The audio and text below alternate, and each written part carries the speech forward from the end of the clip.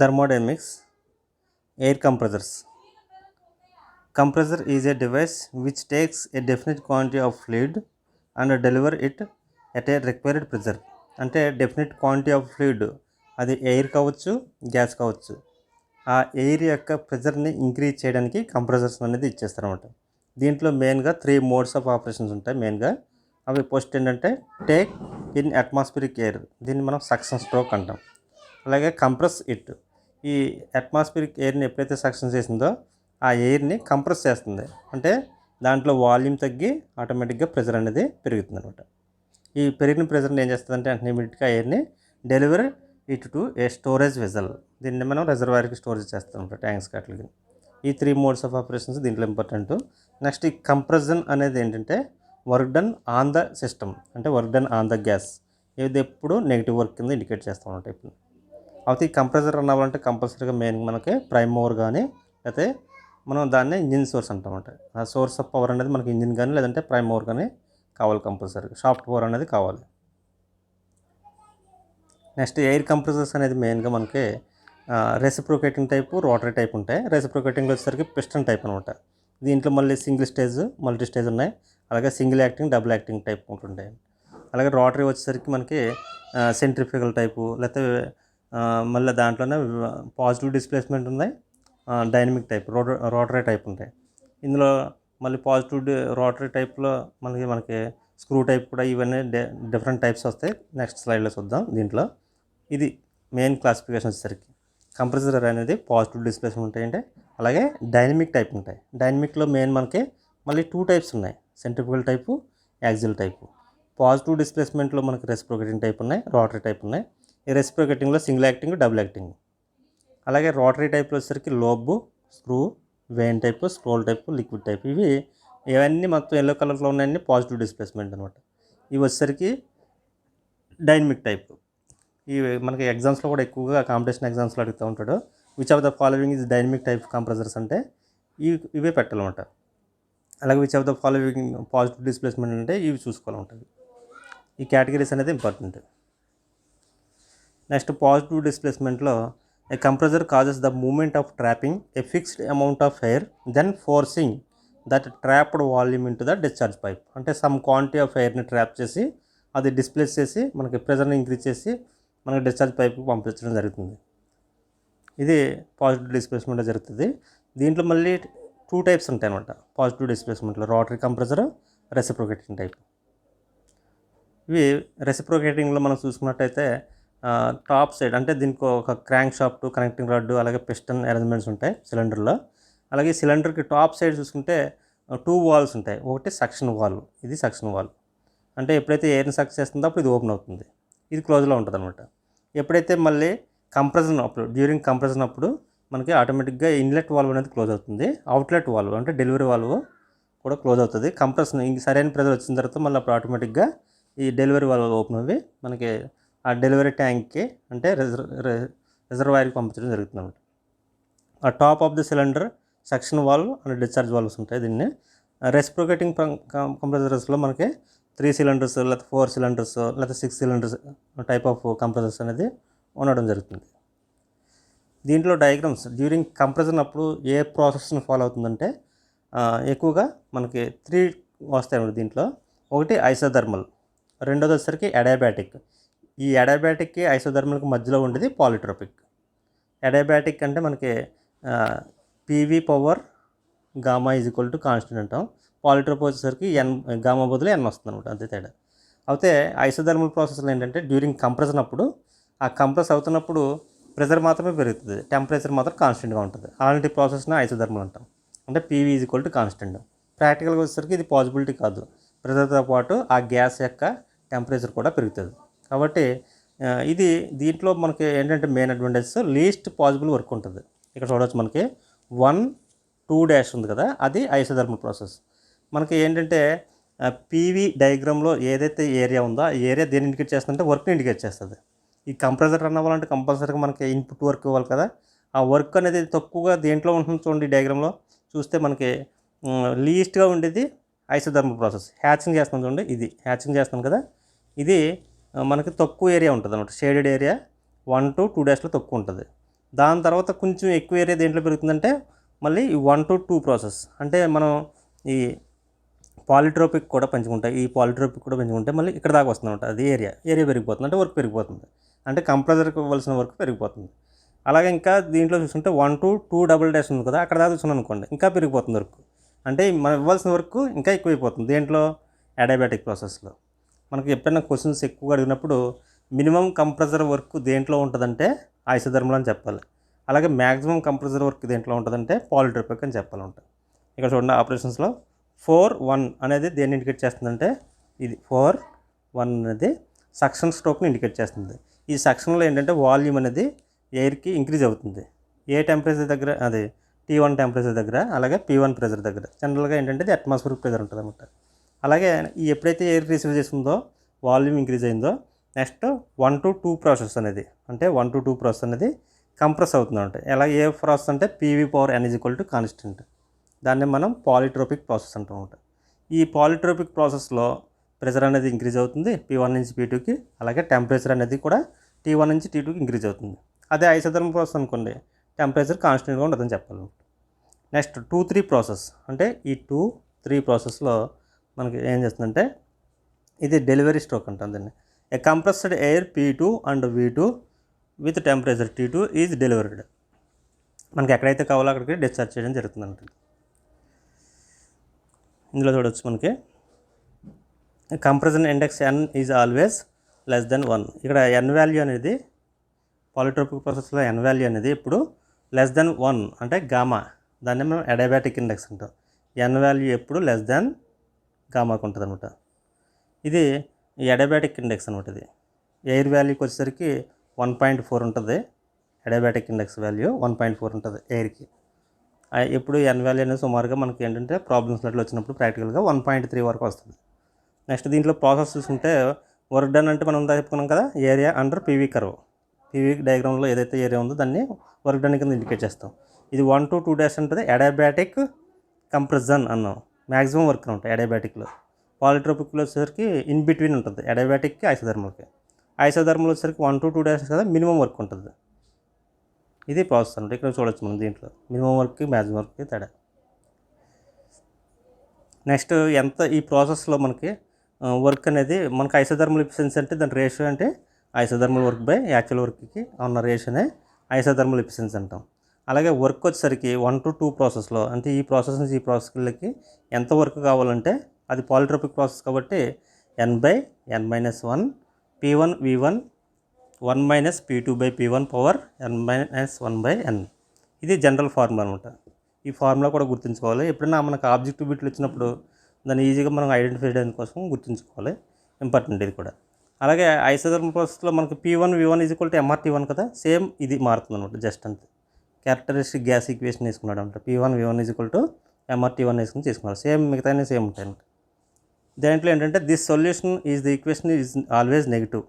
అంటే మనం చెప్పుకున్నాం కదా, వర్క్ అనేది ఎప్పుడు నెగిటివ్ వర్క్. కంప్రెసర్ వర్క్ ఎప్పుడు work done on the system కాబట్టి negative work done by the చేస్తాను అనుకోండి, అది ఎక్స్పాన్షన్ స్ట్రోక్ అంటాం, దాన్ని పవర్ స్ట్రోక్ అంటాం, అది పాజిటివ్ వర్క్. ఇది వచ్చేసరికి కంప్రెసర్ వర్క్ ఎప్పుడు నెగిటివ్ వర్క్ అనమాట. దీంట్లో end of the temperature T2 అనేది ఎంత ఉంటుందంటే, అంటే ఇక్కడ వచ్చేసరికి మనకి టెంపరేచర్ ఎంత పెరుగుతుందంటే కంప్రెషన్ ప్రాసెస్లో T1 × P2/P1 power N-1/N.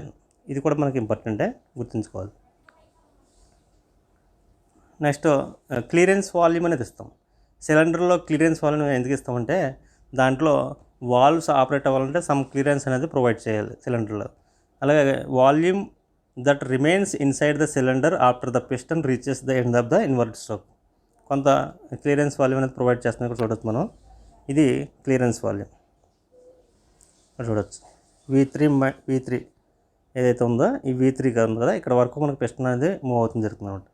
The effective stroke volume వచ్చేసరికి V1 - V4. ఇది ఎఫెక్టివ్ స్ట్రోక్, ఎఫెక్టివ్గా ఉండదు అనమాట. నెక్స్ట్ వర్క్, యాక్చువల్ వర్క్ వచ్చేసరికి ఏంటి, ఏరియా 1526 మైనస్ ఏరియా 5436. అంటే ఈ ఏరియాని తీసేస్తే మనకి యాక్చువల్గా ఈ ఏరియా వస్తుందన్నమాట. ఈ ఏరియా అంతా మనకి అది వర్క్ యాక్చువల్ వర్క్ డన్ అనమాట. ఇది మనకు ఫార్ములా వచ్చేసరికి జనరల్ ఫార్ములా ఇది. అయితే నెక్స్ట్ వాల్యూమెట్రిక్ ఎఫిషియన్సీ అంటే ఇది ఇంపార్టెంటే వాల్యూమ్ ఎగ్జామ్ పాయింట్ ఆఫ్ వ్యూలో. The ratio of free air delivered to displacement of compressor, the ratio of effective swept volume to swept volume. Effective swept వాల్యూమ్కి swept వాల్యూమ్కి ఉన్న రేషియోనే వాల్యూమెట్రిక్ ఎఫిషియన్సీ అంటాం. ఇది వాల్యూ ఎప్పుడు మనకి ఆల్వేస్ లెస్ దెన్ 1 వస్తుంది. పర్సంటేజ్లో చెప్తే కనుక 100% లోపు ఉంటుంది అనమాట ఎఫెక్టివ్ స్వెప్ట్ వాల్యూమ్. అదే దానికి స్వెప్ట్ వాల్యూమ్కి ఉన్న రేషియో.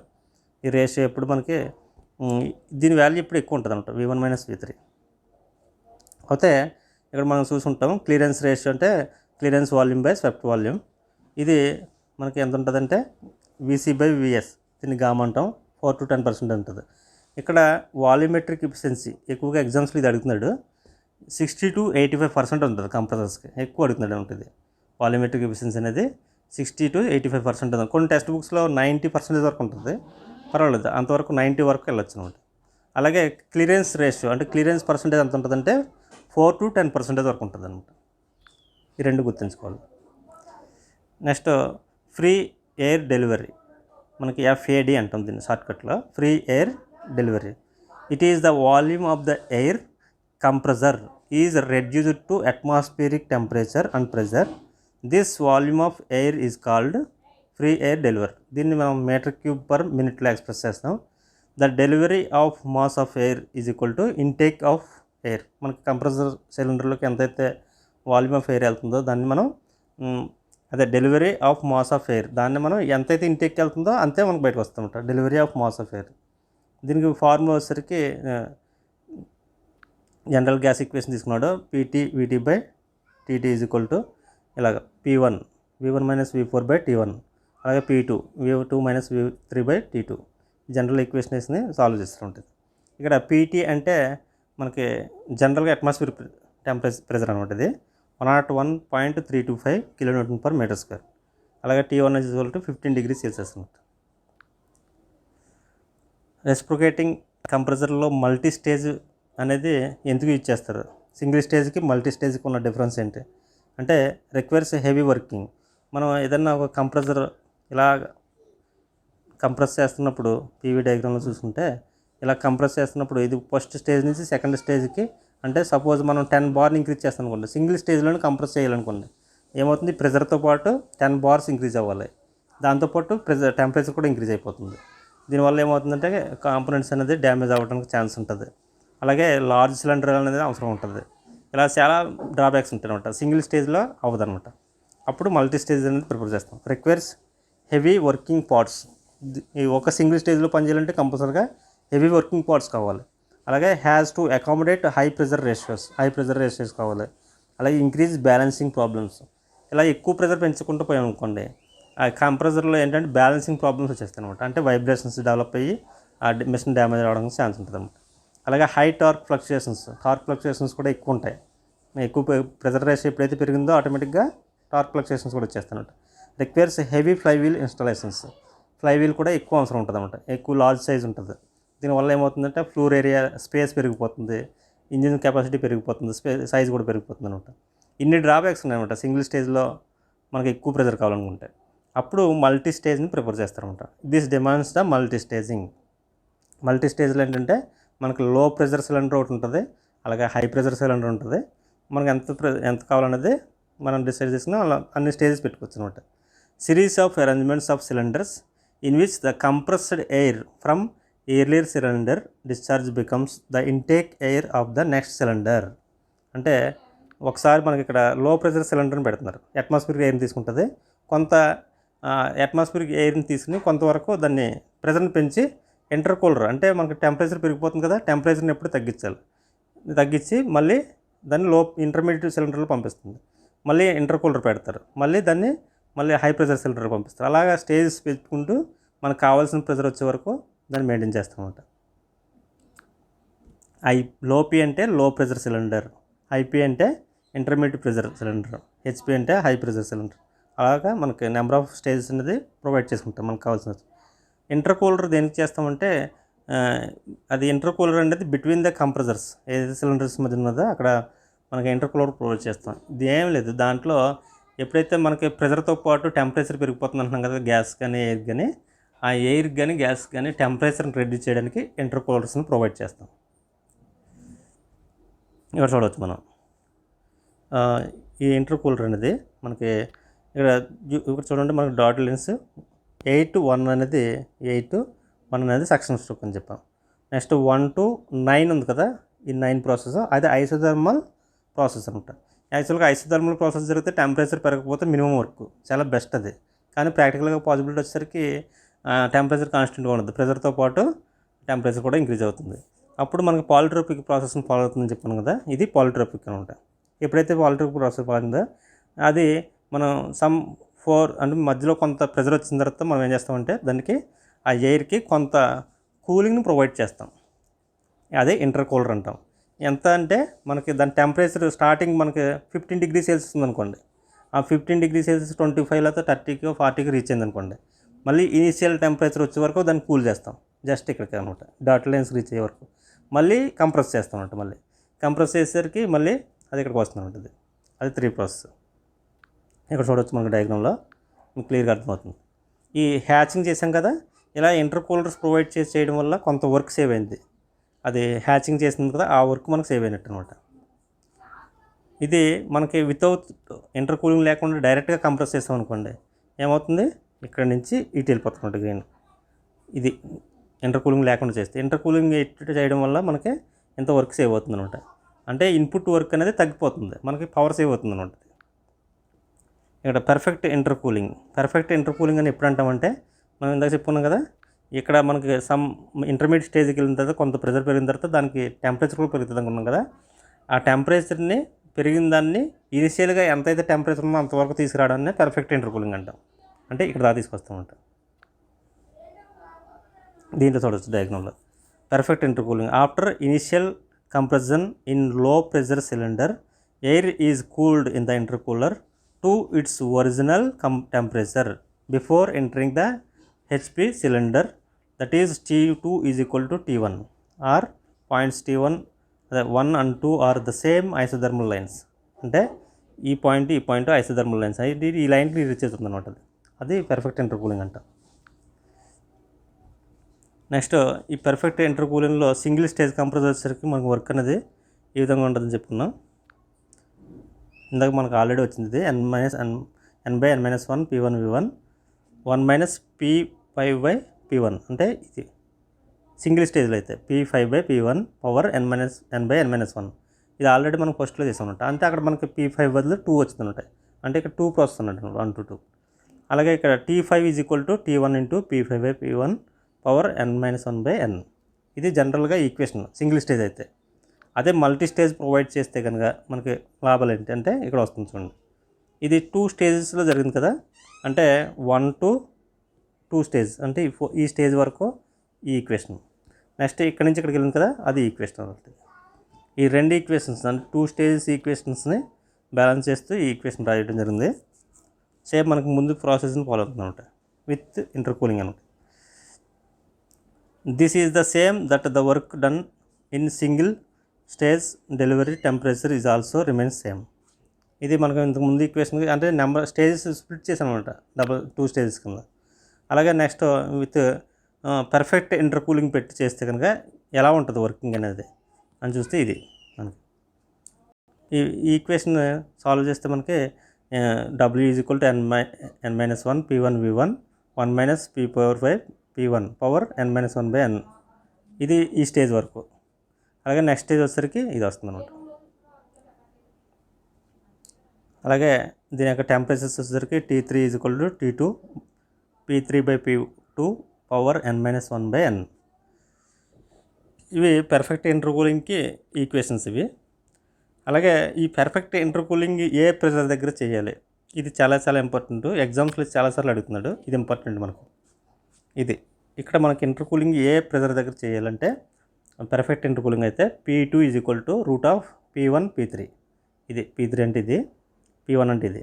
అంటే ఫైనల్ ప్రెజర్కి ఇనిషియల్ ప్రెజర్కి రూట్ వేసుకుంటూ ఉంటాం మల్టిప్లికేషన్లో. అదే మనకి ఇది రేషియో ఇన్ టర్మ్స్ ఆఫ్ రేషియోలో చెప్పాలంటే P2/P1 = P3/P2. ఈ రేషియోస్ అనేవి సమానంగా ఉంటాయి. దాన్ని మనం సాల్వ్ చేస్తే ఈ ఈక్వేషన్ వస్తుంది అనమాట, అంతేం లేదు. ఇది చాలా ఇంపార్టెంట్ ఈ ఈక్వేషన్. అలాగే వర్క్ విషయంలో వచ్చేసరికి మనకి ఇంతకు ముందు ఈక్వేషన్ స్ప్లిట్ చేసాం కదా, ఇక్కడ నుంచి ఇక్కడ కానీ ఇట్లా 2 2 స్టేజెస్ కదా, ఆ 2 స్టేజెస్ మనకి రేషియోస్ సమానం కదా, అవి సబ్స్టిట్యూషన్ చేస్తే మనకు వచ్చేది W ఈజ్ ఈక్వల్ టు ఇది ఇంపార్టెంట్ మనకి ఎగ్జామ్ పాయింట్ ఆఫ్ వ్యూలో. W is equal to 2n/n-1 P1 V1 1 minus P3 ఇక్కడ P3 వేయకూడదు, సారీ P3 కాదు P2 వేసుకోవాలంట. P2/P1 అంటే ఇది ఈ రేషియో కానీ లేదంటే P3/P2 కానీ ఈ రెండు రేషియోలో ఏదో ఒకటి వేసుకోవాలంట. ఓకే, అంటే దీని బదులు P2 వేసుకోవాలంట. P2/P1 power n-1/2n. ఇది వర్క్కి ఈక్వేషన్ అనమాట, ఏది పర్ఫెక్ట్ ఇంటర్కూలింగ్ ఉన్నప్పుడు.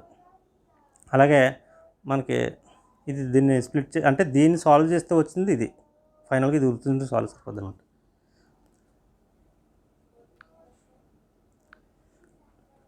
Next isothermal work done per cycle వచ్చేసరికి ఏరియా అండర్ PV డయాగ్రామ్ వస్తుంది. దీన్నే వర్క్ డన్కి ఐసోథర్మల్ వర్క్ డన్ ఫార్ములా ఏంటంటే మనకి కంప్రెసర్ వర్క్కి P1 V1 log P2/P1. అలాగే ఐసోథర్మల్ పవర్ వచ్చేసరికి మనకి జనరల్గా ఈక్వేషన్ ఇది.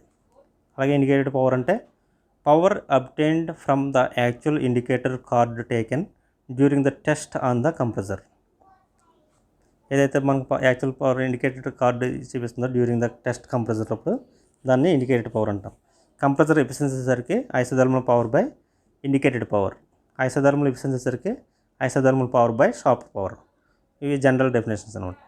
ఈ షాఫ్ట్ పవర్ అని ఎప్పుడంటామంటే brake power required to drive the compressor. మనం బ్రేక్ టెస్ట్ చేసి మనకి షాఫ్ట్ పవర్ అనేది ఫైండ్ అవుట్ చేసుకోవచ్చు.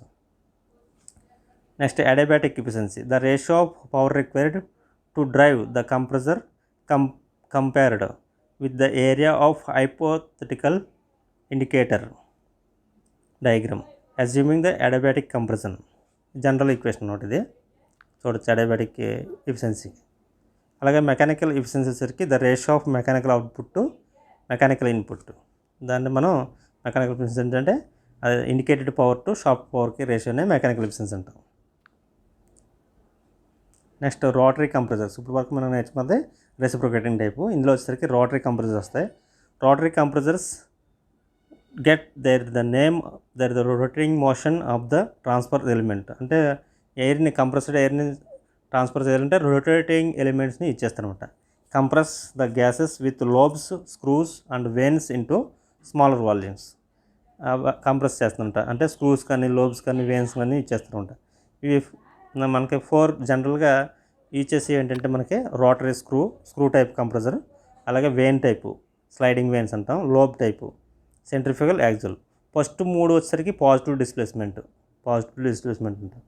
అలాగే నెక్స్ట్ వచ్చేసరికి ఇది రోటరీ టైప్ అనమాట, సెంట్రిఫ్యూగల్ యాక్సిల్ అనేది రోటరీ టైప్ కంప్రెసర్స్.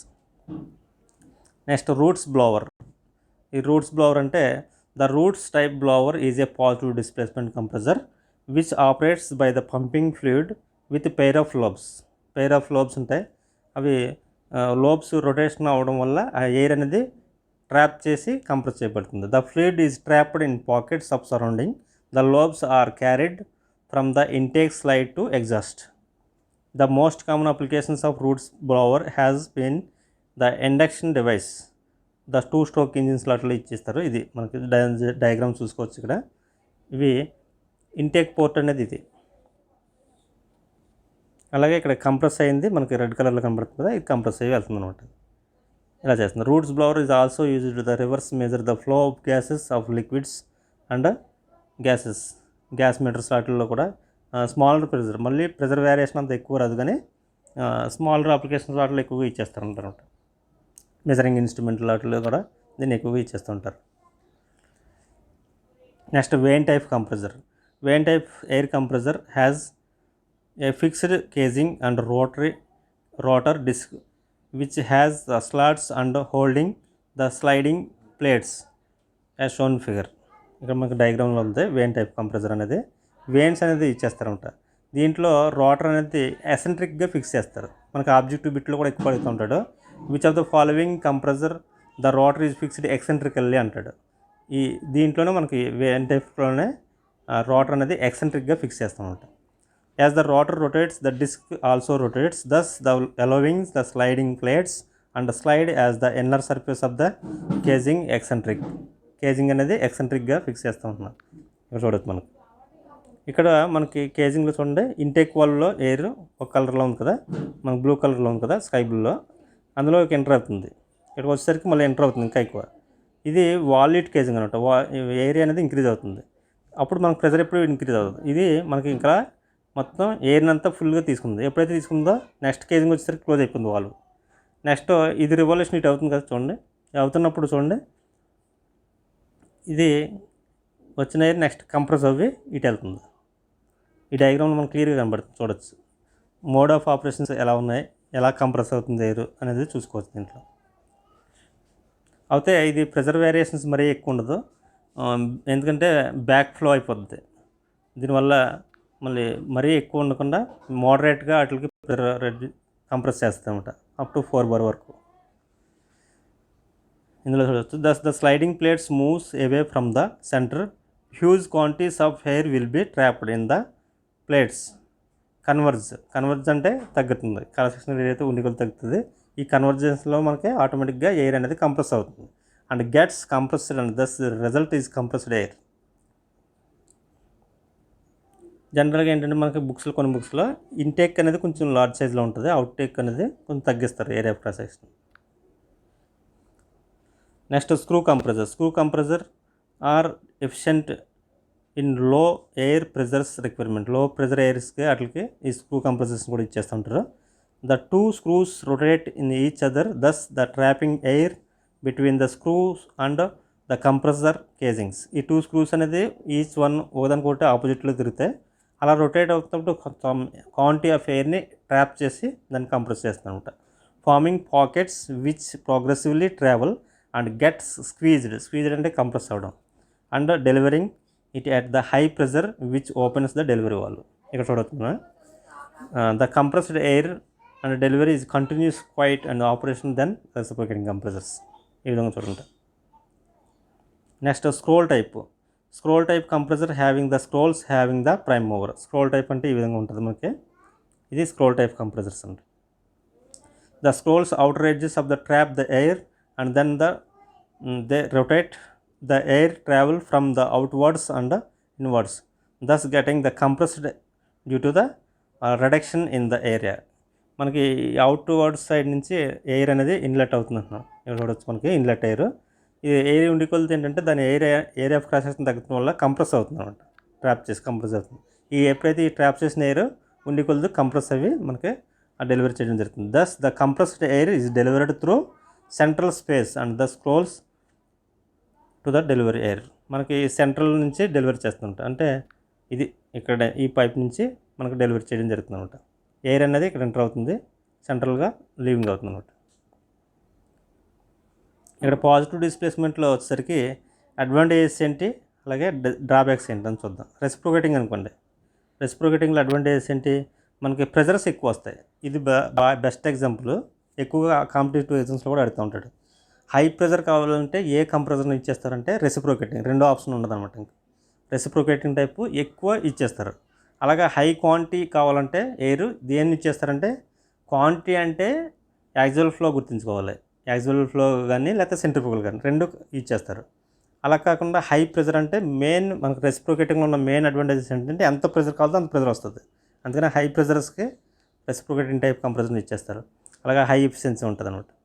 దీంట్లో డ్రాబ్యాక్స్ వచ్చేసరికి ఫౌండేషన్ ఎక్కువ కావాలి, అంటే దీంట్లో మూవింగ్ పార్ట్స్ ఉంటాయి కాబట్టి ఫౌండేషన్ స్ట్రాంగ్గా ఉండాలి.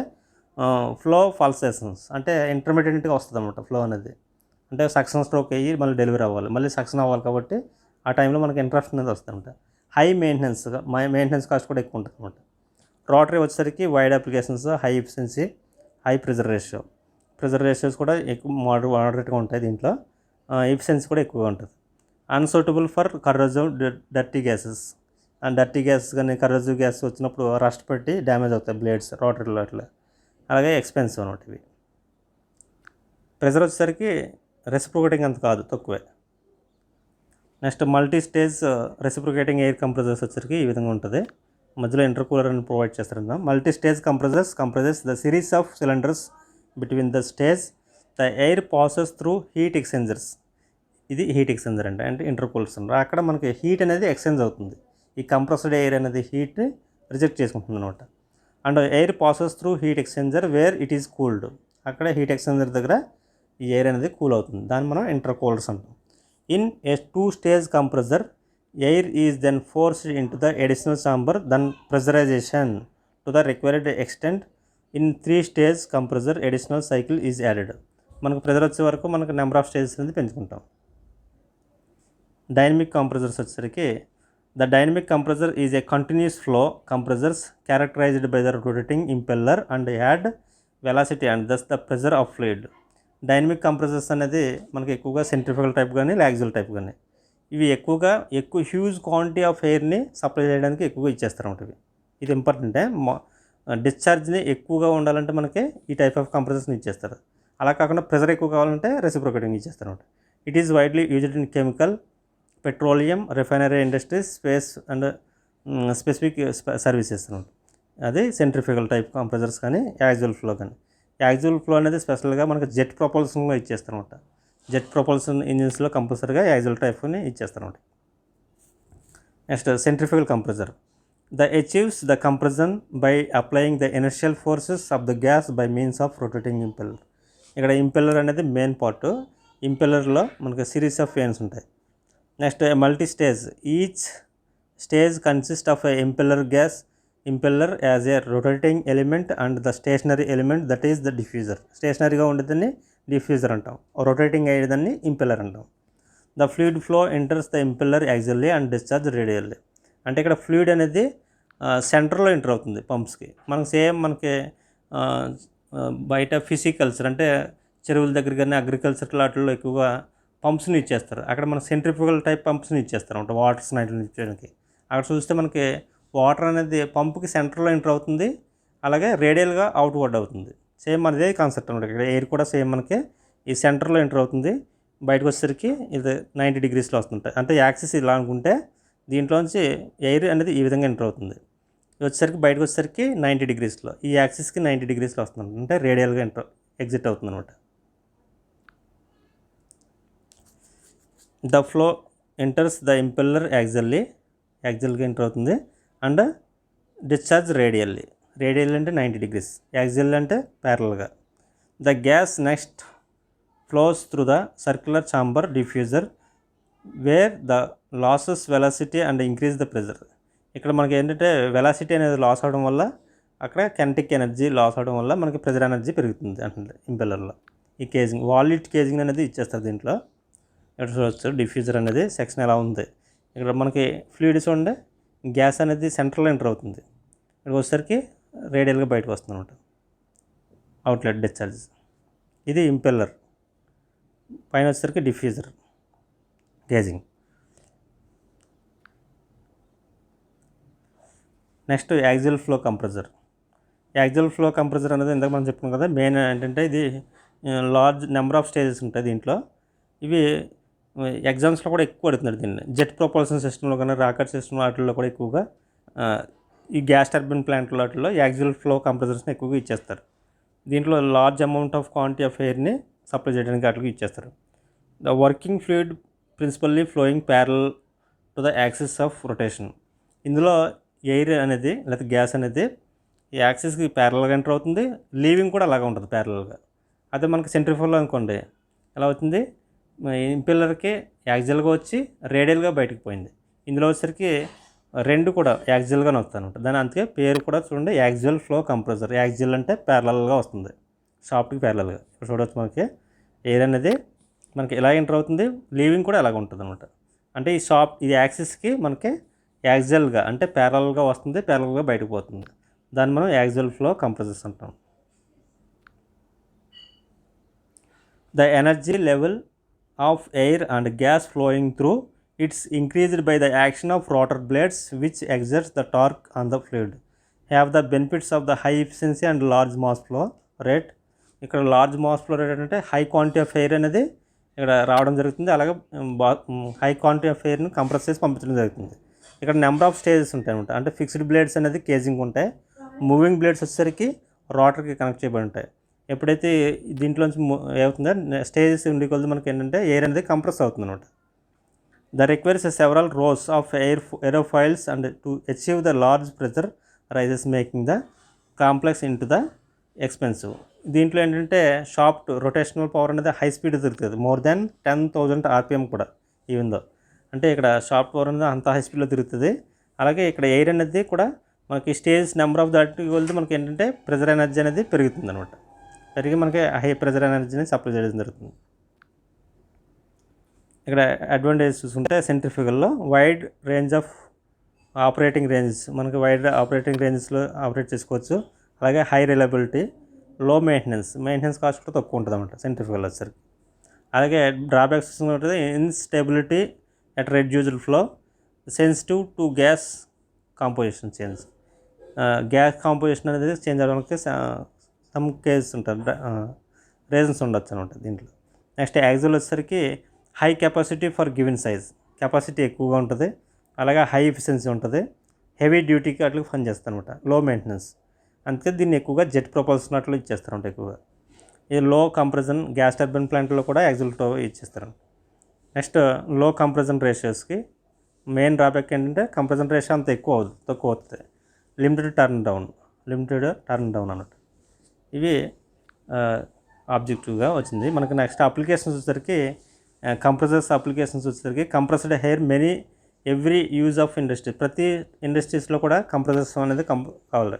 మెయిన్గా మనకు వచ్చేసరికి ఎయిర్ కండిషనర్స్ వాటిలో కంప్రెసర్ లేకుండా పని అవుతుంది, కంపల్సరీగా కావాలి. ఎయిర్ కండిషనర్స్ కానీ రిఫ్రిజిరేషన్స్ కానీ అట్లా కానీ కార్స్, హోమ్స్, అలాగే హోమ్ అండ్ ఇండస్ట్రియల్ రిఫ్రిజిరేషన్స్లో. Next hydraulic compressors and for industrial machineries వాటిల్లో కూడా ఎక్కువగా కంప్రెస్డ్ గ్యాస్ని ఎక్కువగా ఇచ్చేస్తూ ఉంటారు అనమాట హైడ్రాలిక్ కంప్రెసర్స్లో. లేకపోతే న్యూమాటిక్ సర్క్యూట్స్లో, మనకి న్యూమాటిక్ సర్క్యూట్స్ అంటే ఏంటి, ఎయిర్తో ఆపరేట్ అవుతాయి, కంప్రెస్డ్ ఎయిర్తో. అక్కడ మనకి కంప్రెసర్స్ కావాలి, air compressors for industrial manufacturings.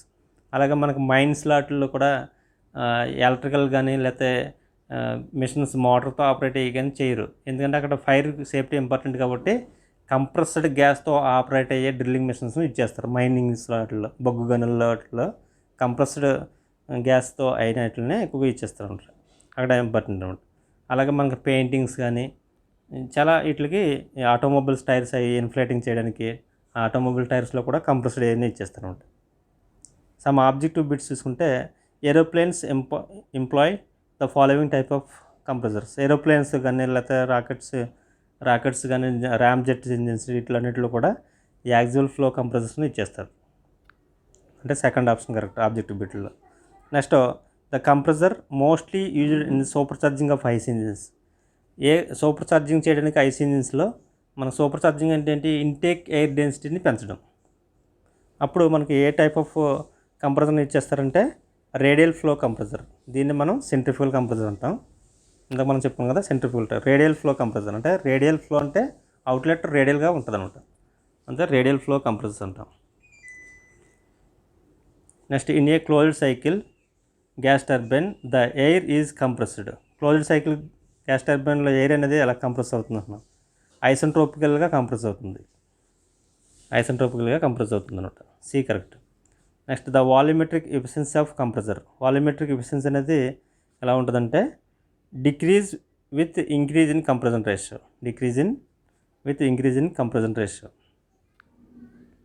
D correct. Next the compressor capacity is defined as. Compressor capacity అనేది ఎలా డిఫైన్ చేస్తామంటే volume of air delivered by the compressor. ఎంత వాల్యూమ్ అయితే డెలివరీ చేస్తుందో కంప్రెసర్ చేస్తే దాన్ని మనం